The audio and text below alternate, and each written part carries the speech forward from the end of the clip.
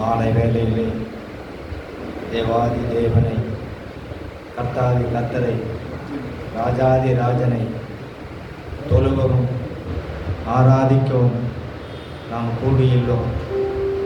இந்த வேளையிலே நம்முடைய மனமும் சிந்தனையும் ஒரு மனதாக கூட்டி நம் தேவனுடைய முகத்தை பார்த்து அவரை துதிப்ப எத்துணை மேன்மையானது என்பதை, துதிக்கிற நாவுகள் யாவும் கர்த்தருடையவை என்று வேதம் சொல்லுகிறது.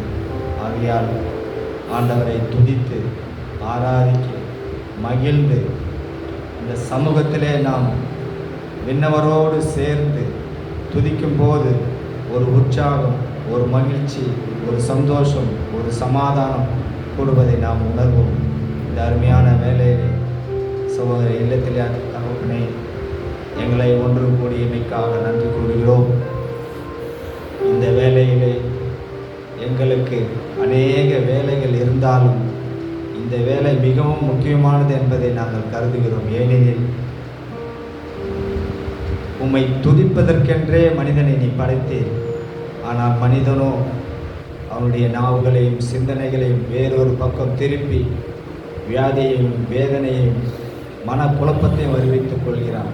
ஆகவே உம்முடைய முகத்தை பார்த்து துதிக்க இந்த நேரத்தை, அருமையான நேரத்தை கொடுத்தமைக்காக நன்றி கூறுகிறோம். நன்றி ஆண்டவரே, தகப்பனே நன்றி. இந்த நேரம் ஜெப வேளையிலே நம் கர்த்தரை ஆராதித்து அவரை போற்றி புகழ இந்த அருமையான நேரத்தை கர்த்தர் கொடுத்தமைக்காக நன்றி கூறுகிறோம். எங்களை நேசிக்கின்ற அன்பின் பரலோக பிதாவே, நன்றியோடு உம்மை ஸ்தோத்தரிக்கிறோம். இந்த மாலை வேளையில் வந்திருக்கிற ஜனங்களை இன்றும் கூட்டி வர நீர் கிருபையாக இறங்குவீராக. இந்த இடத்திலே ஒரு அசைவு, இந்த இடத்திலே ஒரு மகிழ்ச்சி, பரவசம், உங்களுடைய ஆவி இந்த இடத்திலே நிரந்தரமாக தங்க, இந்த இடம் பெரிய ஒரு உம்மை ஆராதிக்கிற தொழுகை கூடமாக மாற நாங்கள் வாஞ்சிக்கிறோம்.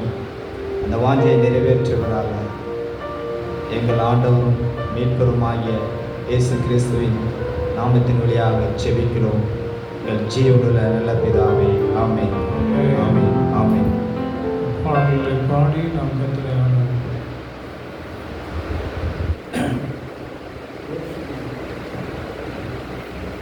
தேவ ஜனமே பாடி துதிப்போம்.